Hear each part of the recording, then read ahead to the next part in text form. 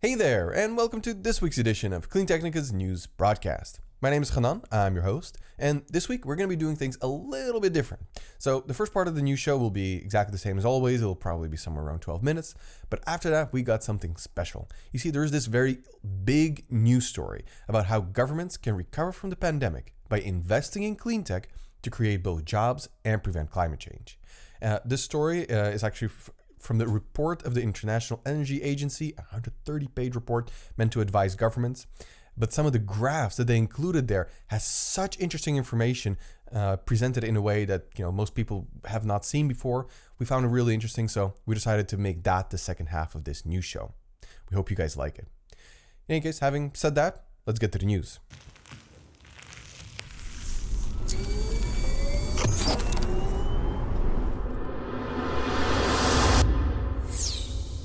Volkswagen and solid-state batteries. Besides Tesla, one of the most promising battery platforms right now would probably have to be the Volkswagen MEB platform. As we reported last week, even competitors like Ford want in on it. Nonetheless, as awesome as the MEB is, Volkswagen does seem to realize that it's actually more of a patch so that they can survive later in the long run. You see, the math is pretty simple. You need economies of scale by building giant gigafactories. However, most companies seem to see the equation a little bit differently. They do acknowledge the end goal of high battery density and enough production in terms of gigawatt hours per year, but they seem to want medium scale with great output, lower investment costs, yet better performance. And this is not impossible. The product that really checks all of the executives' boxes here is the solid-state battery. And in that sense, the MEB platform is more of a patch because Volkswagen is still fully aiming on solid-state batteries, where basically the technology for the solid-state batteries, where unlike Tesla's dry cell tech, not the anode and cathode are solid, but the electrolyte between them. In 2018, Volkswagen invested $100 million in a solid-state battery startup called QuantumScape. And now this week, they invested an additional $200 million.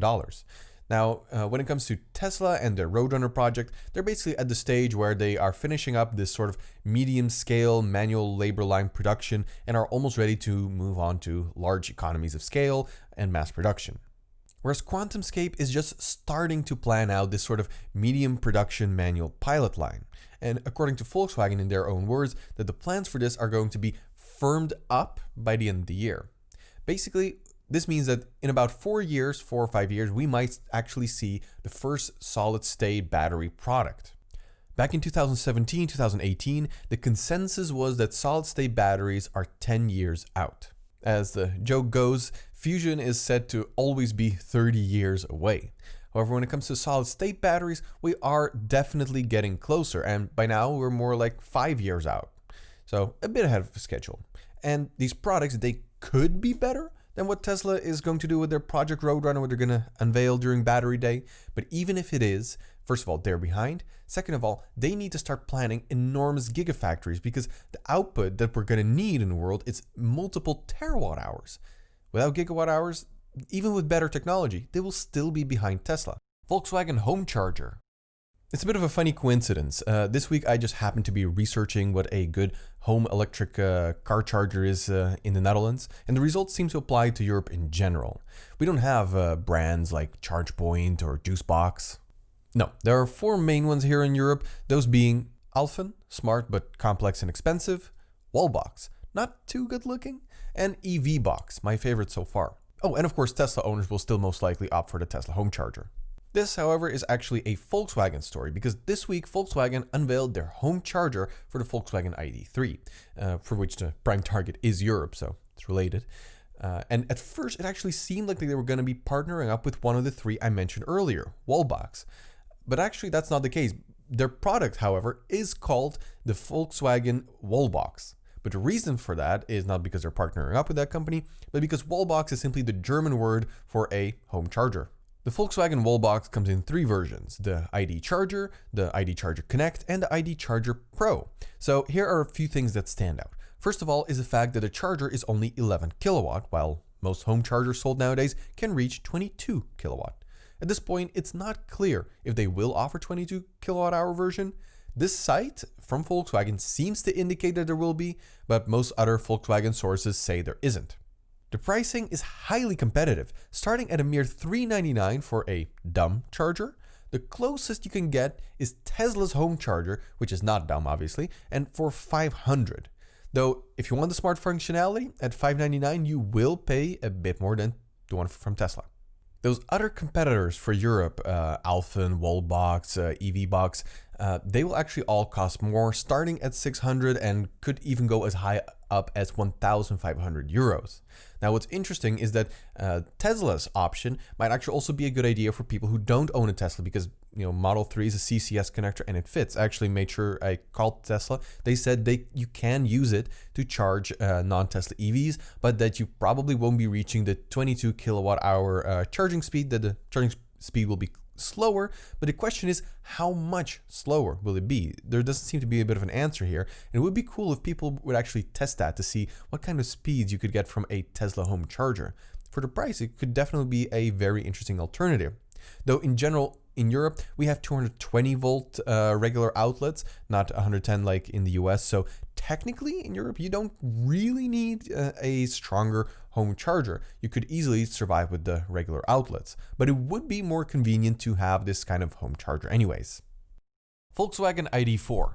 So enough about the ID.3, time for the ID.4, because this week from a Chinese media site, images of the ID.4 without camouflage have been leaked. The vehicle can be seen in white and dark gray, but only from the outside, not the inside. One thing's for sure, it looks a hell of a lot better than their Touareg and Tiguan SUV vehicle designs. Don't know about you guys, but personally, I never really liked that look. Tesla and Panasonic contract. So what is going on at Giga Nevada? Now, I already mentioned in a previous news show that they're working on their own batteries and that Panasonic will not be the one making them. I also already mentioned that Panasonic is going nowhere. The question is, are they going to be allowed to expand? Probably not. And the last thing I want to say before getting to the actual news about Giga Nevada is that for Tesla, and actually really for all automakers, it's not either or. They're really going to need as many batteries that they can get their hands on. And for Tesla, that means CATL, LG Chem, Panasonic, and their own batteries. I mean, some of those will still be going into products like Powerwalls, Power Packs. For energy storage systems, the size of the product is not as relevant. Until the world has a surplus of battery production, which is a good 6 to 8 terawatt hours of production away from the hundreds of gigawatt hours that the world is at now, until then, there will always be a shortage of battery production. Having said that, this week Tesla and Panasonic seem to have renewed/updated their contract. What exactly that means is a bit unclear. Let me just go through the statement for you. On June 10th, Tesla and Panasonic entered into an amendment and restatement of the general terms and conditions entered into between Tesla and Panasonic on October 1st, 2014, as amended, which governs certain agreements for Panasonic to manufacture lithium-ion battery cells at a Tesla Gigafactory Nevada. The 2020 GTC, among other things, modifies the terms to expire 10 years after Panasonic achieves certain manufacturing milestones. On June 10th, 2020, Tesla and Panasonic also entered into the 2020 pricing agreement for Gigafactory 2170 cells, effective as of April 1st, 2020 until March 31st, 2023, relating to the manufacture and supply by Panasonic of lithium-ion battery cells at Gigafactory Nevada. The agreement is subject to the 2020 GTC and, among other things, sets forth the specified terms between the parties with respect to pricing, planned investments, and new technology, as well as the production capacity commitments by Panasonic and purchase volume commitments by Tesla over the first 2 years of the agreement. Tesla and Panasonic have also entered into other previously disclosed agreements relating to the production and supply of lithium-ion batteries, and Panasonic invested $30 million in a private placement of Tesla common stock in November 2010.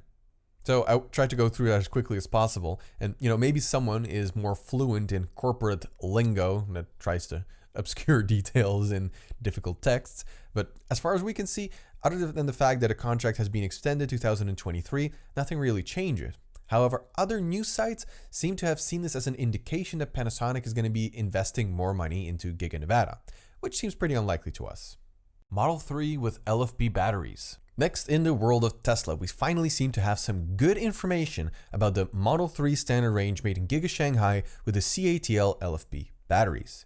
So first of all, the range seems to increase a little bit to 468 kilometers rather than the 445 kilometers it had before, both NEDC, which as we know is a bit overly optimistic. Other than that, everything seems to stay pretty much the same. The one thing is that they didn't mention acceleration, and I do believe that there is a possibility that it will be slower than the current 5.6 seconds that it has now. On the one hand, the more cells that you have, like the smaller cylindrical ones that Tesla used to use, the less that you have to push each individual cell if you suddenly need a lot of power when accelerating. On the other hand, LFP cells, they last a lot longer. They have more cycles, they're more durable, so technically it could even out. Furthermore, what's really interesting is that the Tesla Model 3 will have, the one with the CATL batteries, will have a very high profit margin for standard range, estimated to be somewhere between 35 or 39%, which even beats out the 32% profit margin for the long range version. And this is extra ironic considering that during the ramp up of the Model 3 at Fremont, they started with performance and long range because those have a better profit margin on the way to ramping up production that Elon Musk called production hell. It's also worth noting that CleanTechnica's author Maarten Vinkhuizen, who is the other journalist we have here in the Netherlands, actually predicted back in June 2019 that the Tesla Model 3 standard range made in Giga Shanghai will have a profit margin of 35% or higher. So he was right on the money. Well done, Maarten. 3D printing wind turbines. A few weeks ago, we covered the upcoming behemoths that General Electric and Siemens Gamesa will be making. Their biggest new windmills reaching a height of around 260 meters. But those were for offshore, and now this week General Electric proposes to build equally big windmills on land. You see, the biggest issue with trying to make a big windmill on land is transportation of the parts. Those enormous blades, the base, trying to transport that over the road, it needs to be possible, it needs to fit, and well, if it can, well, then you obviously have a big problem. Now, General Electric proposes to 3D print the base of the windmill. This would literally double the height of the windmills on land, and as an added bonus, of course, that way the windmill will be able to reach more of those higher altitude winds and have more performance. With 3D printing, in this case, General Electric, they mean using concrete. I mean, obviously it was never going to be plastic, but it's also not metal. Also, not the entire base is made from concrete. Just the bottom part, and then a steel top half is added on top of it. Now, what is really amazing about this is that not only does this significantly increase the output of energy from windmills on land, but it's actually cheaper to do. You see, right now, sometimes these windmills are already made this way, where the bottom is made from concrete and then a steel top is added. But making that concrete bottom is very labor intensive, very time and cost intensive, and was usually just not worth the cost. However, when you 3D print it, it is so much cheaper and easier that it suddenly becomes very worthwhile to do. It's quite ingenious actually, and I really hope that GE succeeds at this. Siberian heatwave short update. So this story actually kind of builds upon stories from previous weeks. We're quickly returning to Siberia, and we already knew that there was basically record temperatures there, a heat wave going on, but now it's been a while and something new can be said about it, which is that it is lasting, this heat wave, for an unusually long period of time. Not a week, not a month, it is still ongoing. Just a small little update there. COVID-19 CleanTech recovery plan. Then we have now come to that big story that I mentioned at the beginning of the video. And it has to do with COVID-19 economic recovery plans. Governments around the world, and especially the EU, are trying to make these recovery plans as green as possible.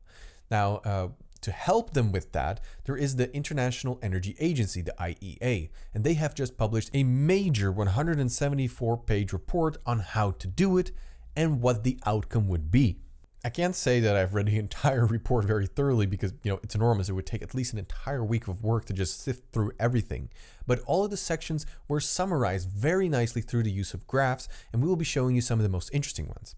But before we do, the executive director of the IEA, Fatih Birol, he actually gave a very interesting few quotes to The Guardian. This year is the last time we have if we are not to see a carbon rebound. And the next 3 years will determine the course of the next 30 years and beyond. Because this year only has 6 months left, The Guardian titled their piece, "World has 6 months to avert climate crisis, says energy expert." Overly dramatic? I actually don't think so, because they're right. Governments are going to be planning how they want to recover from COVID-19 within the next few weeks, within the next few months. They will be done with that. And this really could be the most important last chance that we have to make sure that we actually do go down the right path. Now, let's start getting through some of those most interesting graphs from that report. So before we get to the CleanTech graphs, there are a few in there that offer some really good perspective. Here's a great graph summarizing what happened throughout the world between February and June. The first part is most likely China, and you can see when the rest of the world truly started to act. Then in the next graph, we go to change in energy demand. There are some wild fluctuations around the Spanish flu, the Great Depression, and World War II. But since then, 2020 is the first year to have seen this kind of dramatical drop in demand. What is interesting is that while percentage-wise that is a lot, in absolute terms of power, this is the most we have ever seen since we use so much more electricity now than in the first half of the 20th century. This is why it is so crippling for fossil fuels. So obviously the emergency funds used in response to COVID-19, either directly or by supporting the economy, have come at a great price. Here you can see how much the G20 countries have spent, and the yellow dots show how much of their GDP that represents. So there are a bunch of things that really stand out in this graph. First of all are South Korea, China, and Japan. South Korea is being highly praised for having done an excellent job for being well prepared. Yet the money they spent is only a few $billions at a cost below 5% of their GDP. China, a significantly larger country, spent a lot more, close to $1 trillion, but that is also just around 5% of their GDP. And then you have Japan, that spent more money than China, which ended up being 20% of their GDP. Now, while China's success battling COVID is questionable, both Japan and Korea have arguably done well, but at very different costs. The only other countries that have spent so much compared to their GDP are Germany and the United States. And then there is Saudi Arabia that for some reason shows up as negative numbers. I don't know what that means. Was their COVID-19 response to raise taxes or something? Strange case. So the red line shows the various job losses we expect to see in 2020. The IEA proposes to invest $1 trillion per year and expects 9 million jobs to be created each year. However, how and where those jobs will be created and at what cost is less clear, so that is what the rest of the graphs are for. How many millions of jobs can we get per $1 million of investment? If jobs is what you want, you will get the biggest bang for your buck with solar installations and with building efficiency. Then there is a graph that shows bang for buck, but in this case, how much you get for your investment into solar or wind compared to 2010. For solar, the increase is astronomical, but best of all is onshore wind. And considering the earlier news about how much larger onshore wind turbines are going to get, that number is slated to grow even further.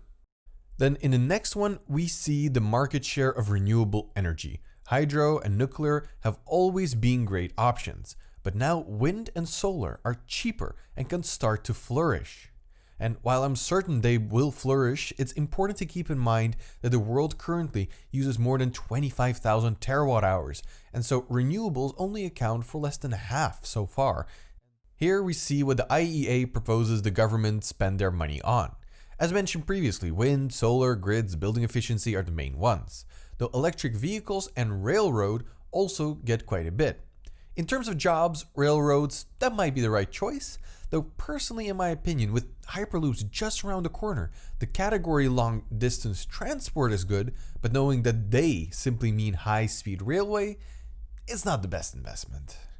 Now, this chart I would definitely consider the cream of the crop. This really is a great chart. Timelines, near-term employment effects, how well these new jobs match displaced workers, long-term benefits, and whether it is currently cost-effective. Best of all is retrofitting buildings, all green.